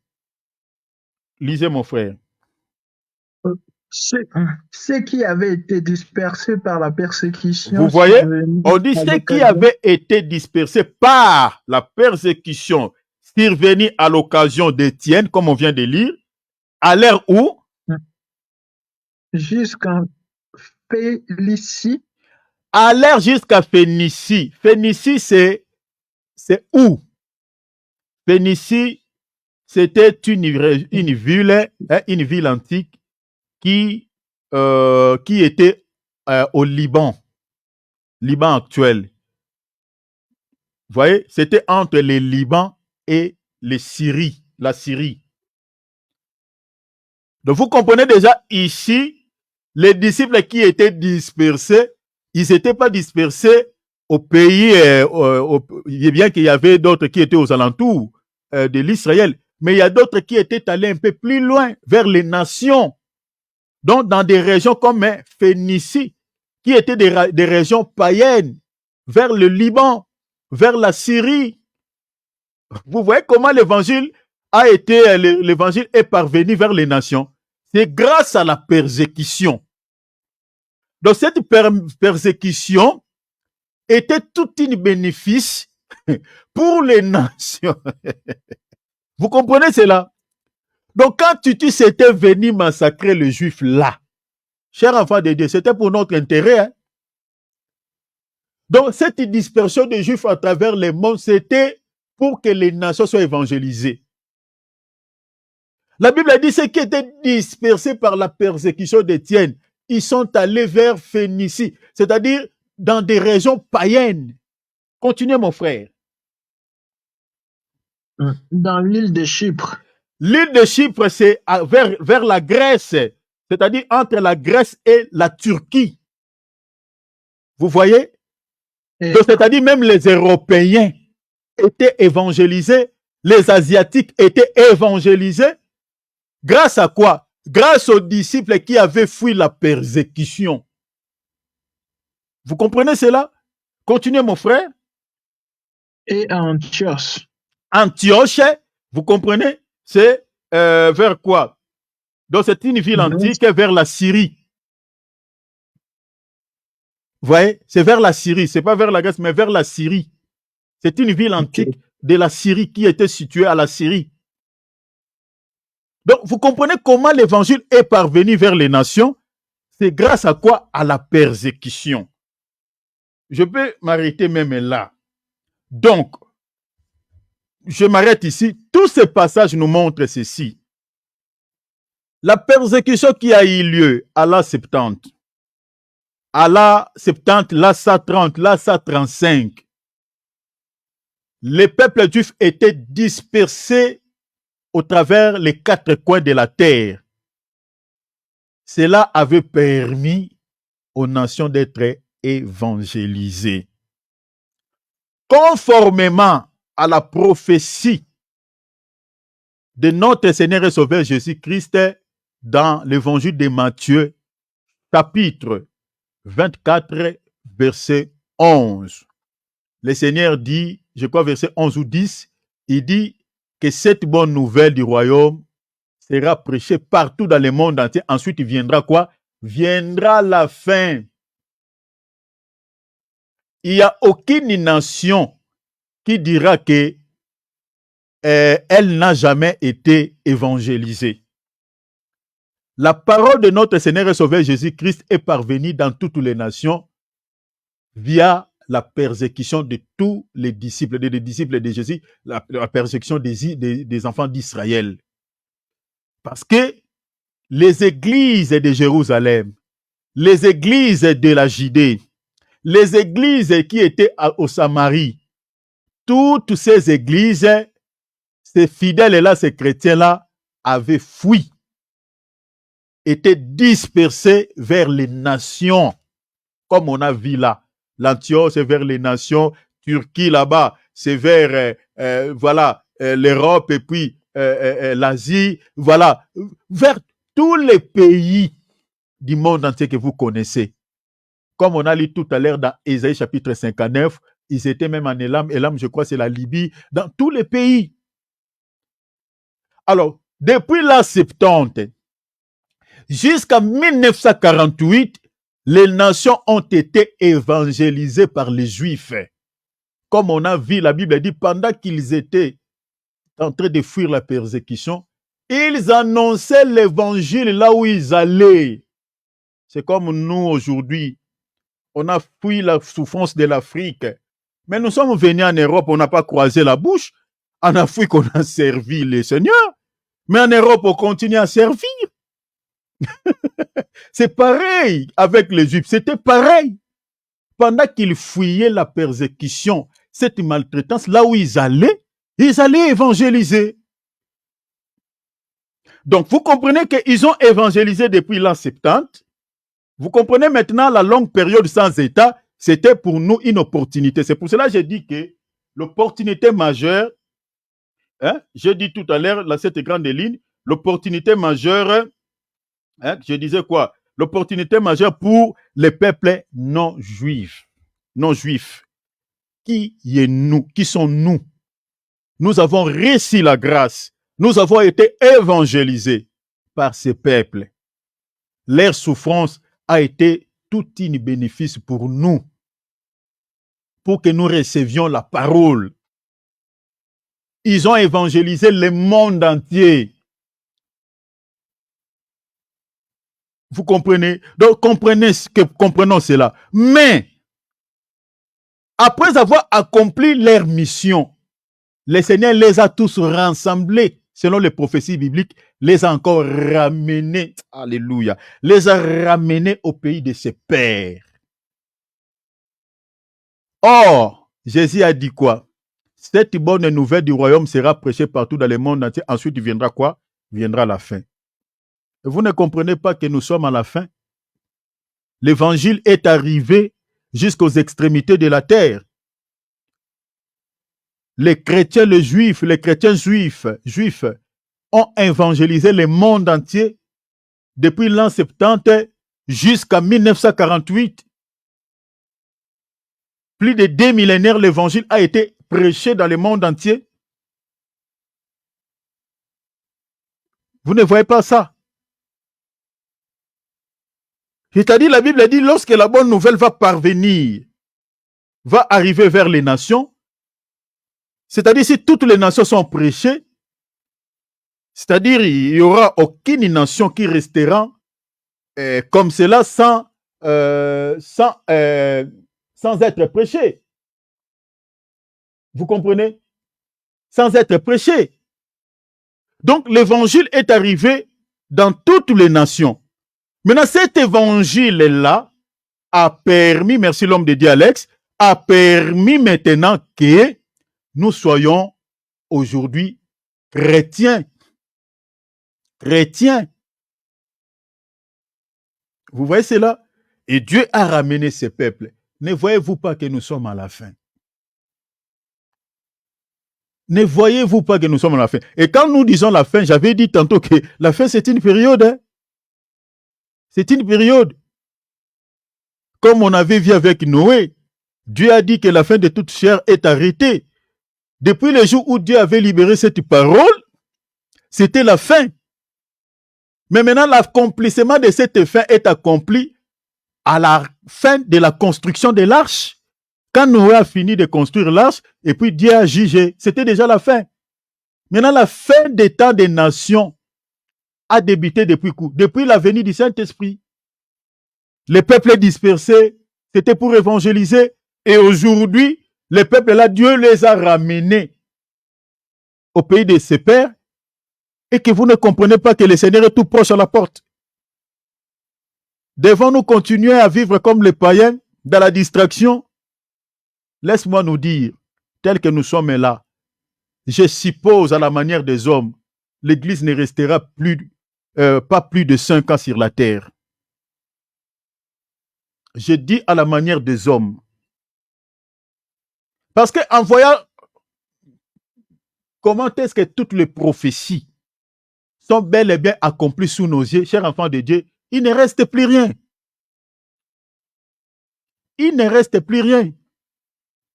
Dieu a ramené ce peuple, c'est pour dire que l'évangile est parvenu vers les nations. Toutes les nations sont évangélisées. Maintenant, il reste quoi? Il ne reste que le Messie maintenant vienne chercher sa femme. C'est tout. C'est tout. Toutes les nations sont évangélisées. L'Israël a fait son travail. Les disciples qui étaient dispersés par la persécution de Titus, l'an 70, je dis, l'an 130, l'an 135, ils ont évangélisé toutes les nations. Tous les peuples de cette terre ont été, même le pays des musulmans là, les Syriens. Quand on parle de l'Antioche, c'était à Syrie. Les Européens, les Africains.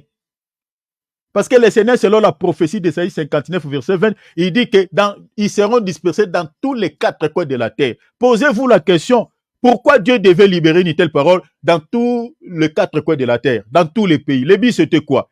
C'est ça les billes. L'objectif, c'était ça. Il a dit, il faut qu'il y ait un juif dans chaque pays, qu'il y ait quelques juifs. Et parmi ces juifs-là, il y avait des disciples qui annonçaient l'évangile. Mais ils ont évangélisé dans quel état? Avec beaucoup de peine. Chers enfants de Dieu, nous jouons aujourd'hui avec la parole de Dieu. Mais ceux qui nous ont amené cet évangile, ils ont souffert. Ils ont souffert. C'est pour cela, le jour du jugement, Dieu sera sans pitié. Parce qu'il y a des gens qui ont payé le prix, un grand prix pour nous sauver. Mais regarde comment aujourd'hui certains serviteurs jouent avec la parole de Dieu. Ils prêchent n'importe quoi. Alors les gens qui nous ont amené cet évangile, ils ont payé le prix. Il y a d'autres qui sont martyrisés. Dans certains pays, ce n'était pas facile pour évangéliser. Il y a des disciples qui sont tués vifs, qui sont brûlés vifs plutôt. D'autres qui sont battus à bout portant. Pour que cet évangile nous parvienne, l'apôtre Paul a été crucifié sans inverse de Jésus, la tête en bas, les pieds en haut. Selon l'histoire, l'apôtre Pierre, l'apôtre Paul a été scié. Imaginez. Vous comprenez? Tous les apôtres ont été martyrisés, excepté seulement Jean, qui avait fui la persécution sur l'île de Patmos. C'est là où il avait reçu la révélation des livres d'Apocalypse. Il était le seul apôtre qui était resté vivant. Je crois qu'il était mort par une mort naturelle. Mais le reste, tous étaient morts dans l'évangile. Ils ont été martyrisés, persécutés. Ce n'était pas facile. Mais aujourd'hui, il y a des chrétiens. Quand je dis ces choses, je sens mon cœur est tenté de brûler au-dedans de moi. Parce qu'il y a des gens aujourd'hui, ils font des études universitaires théologiques. C'est bien. C'est bien, ce n'est pas mauvais. Mais si vous n'êtes pas appelé, restez sur la chaise. Restez sur la chaise.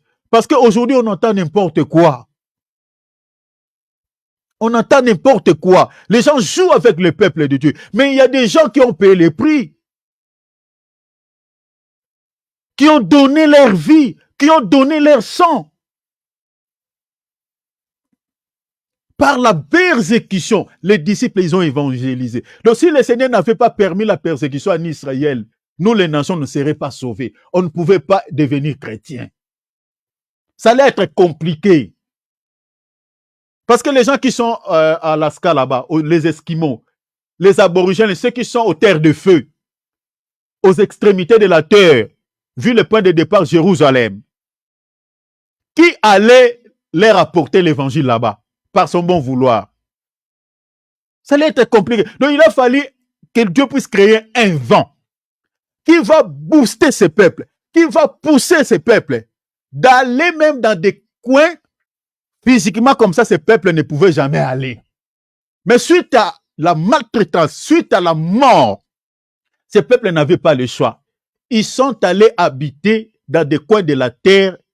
Physiquement, personne ne peut y aller. Et en allant là-bas, c'est là où ils ont évangélisé. C'est ça la longue période que l'Israël était resté sans État plus de 2 millénaires. Et c'était l'opportunité majeure pour que les non-juifs puissent entrer dans la grâce, comme l'apôtre Paul le dit. Après avoir accompli leur mission, le Seigneur les a ramenés au pays de leurs ancêtres. Matthieu chapitre 24, verset 11 est accompli. Cette bonne nouvelle du royaume sera prêchée partout dans le monde. Ensuite viendra la fin. Vous ne voyez pas que nous sommes à la fin, n'est-ce pas? Nous sommes à la fin. Donc tel que nous sommes là, après cet évangile, le Seigneur peut revenir. Après demain, le Seigneur peut revenir. C'est-à-dire, le Seigneur revient. Quand tu pars au travail, garde ton vêtement propre. Tes vêtements propres. Garde tes vêtements propres. Ça ne sert à rien de vivre une vie d'hypocrisie. Ça ne sert à rien. Ça ne sert à rien. Le Seigneur peut revenir à tout moment. À tout moment. Nous sommes en train de partager. Regarde le temps que nous partageons la parole, le temps que nous avons consacré à Jésus. Mais il y a d'autres ici, mais vous les trouverez. Ils sont en train de regarder des insanités passer leur temps. Chers enfants de Dieu, ne te laisse pas, mes bien-aimés, dans la compagnie. Le monde est gâté. Le monde est pourri. Pourri. Regardez seulement ce qui est sur les réseaux sociaux. Hein. Moi, tous les jours, je suis scandalisé. Hein. Vous voyez des jeunes filles qui restent en poil. Je me demande toujours que est-ce qu'il a des parents, il a la famille. Les garçons, ils sont en train de s'embrasser avec des jeunes filles. Je dis, est-ce que cet enfant, est-ce qu'il est éduqué? La perversion. Une génération perverse. Perverse. Et là, pendant ce temps, les hommes d'Adieu sont en train de prêcher l'évangile qui caresse les gens au sens du poil. Moi, ça m'énerve. Ça m'énerve. Tellement ça m'énerve. Ce n'est pas des moments comme ceci. Il faut caresser les fidèles, caresser les enfants de Dieu. Prêcher l'évangile qu'il faut. Prêcher l'évangile par rapport aux circonstances, par rapport au temps que nous sommes en train de traverser dans le monde. Regardez les engins politiques. Regardez ce qui vient de se passer aux États-Unis. Cette rencontre de tous les dirigeants du monde. Regardez leurs déclarations, leurs discours. J'ai suivi les discours presque de tous les présidents. Ils ont tous le même discours. L'unité. Faire cesser des guerres. Faire cesser la haine. Faire cesser ça. Et vous pensez l'unité là dont tu le prônes, dont tu le parles. Ils parlent pour parler. Ils vont faire un bloc. Un bloc. Il n'y aura plus question de frontières. Tous les frontières que nous avons là, on va bannir ça comme en Europe. Vous entrez à Belgique, là, si vous avez seulement votre document, vous entrez là-bas, vous sortez, tout ça, il n'y a plus de douane, tout ça. Le monde entier va devenir comme ça. Tout un bloc. Et pourquoi on est en train de faire ça? Parce que c'est lui qui viendra régner sur le monde pour pouvoir avoir une parole, parce qu'il va établir son gouvernement. Et le gouvernement qu'il mettra en place, c'est pour pouvoir mieux diriger le monde entier. Parce qu'il ne peut pas diriger le monde où il y a des conflits, où les gens sont séparés. Il faut qu'ils soient unis. Un, qu'ils parlent le même langage, c'est-à-dire la tour de Babel, Genèse 11. On revient là, on va revenir là. Je ne dis pas nous, mais parce que nous, on ne sera pas sur terre. Mais ceux qui vont rester. Parce que je ne peux pas souhaiter cela. Parce que je ne prêche pas pour prêcher là les sacrifices que je fais pour hériter les ciels. Donc les gens qui vont rater les ciels là, ils vivront la tour de Babel. À la tête sera Nimrod. Ils parleront tous un seul langage. Suivez seulement les discours, ce qui vient de se passer à l'ONU. Tous les dirigeants du monde étaient là. Un seul langage, l'unité. Ils prônent toujours l'unité. La tour de Babel. Quand ils parleront un seul langage, ils vont bâtir la tour de Babel. La tour de Babel, ça ne sera pas comme au temps des Nimrod, mais la tour de Babel ici, ils se mettront tous ensemble, ils feront un seul bloc, et à la tête sera le Nimrod qui ne sera rien d'autre que l'Antichrist. Chers enfants de Dieu, en voyant tout ça là, cela ne vous dit rien. Vous pensez qu'il y a toujours le temps? Nous disons non. Non. Non. Chaque chrétien doit se mettre en place, doit se préparer. Cher enfant de Dieu, comme tu te prépares pour aller, tu dois te préparer aussi sur le plan spirituel. Ce n'est pas des slogans, ce n'est pas des plaisanteries, ce que nous sommes en train de vous dire. Mais retenez cela l'un des 4 matins. Ce que nous sommes en train de dire ici, ça s'accomplira. Parce que Noé était le prédicateur de la justice dans son époque. Il parlait comme nous. Hein. Il a parlé à ses gendres. Mais ces gendres n'ont pas voulu écouter. L'autre, il a parlé à ses gendres. Ces gendres n'ont pas voulu écouter. Et après, c'était quoi? C'était le jugement. L'image de gendre de Noé, et plutôt de Lot, c'est l'image de toutes ces personnes qui écoutent la parole, mais qui prennent la parole comme étant une plaisanterie. Dit, ah, depuis que vous commencez à dire Jésus revient, il ne revient pas. Ils pensent que le monde va continuer toujours comme ça. Mais on verra. On verra. Nous sommes en train d'avertir comme des sentinelles qu'il est minuit. Il est tout proche à la porte. Voilà tout ce qu'on avait à partager avec nous. Les autres points, je laisse. Je crois que demain, on va toucher sur, la réapparition de l'Empire romain par la grâce de Dieu. Je crois que c'est ça ce qu'on va parler. Pour vous parler, vous révéler, au fait, c'est ce qui est caché dedans par rapport à notre thème. Donc, chers enfants de Dieu, soyons conscients. Le but de cet enseignement est que nous puissions préparer nos cœurs. Ça ne sert à rien de garder le fruit de la chair dans ton esprit. Ça ne sert à rien. Vis étant qu'enfant de Dieu, que ce soit là où les gens te connaissent ou ne te connaissent pas, vis étant que chrétien. Craignons Dieu, marchez dans l'amour, garde la parole, persévérez dans la prière, persévérez dans l'amour, persévérez par les bonnes œuvres. Nous allons prier. Non, non,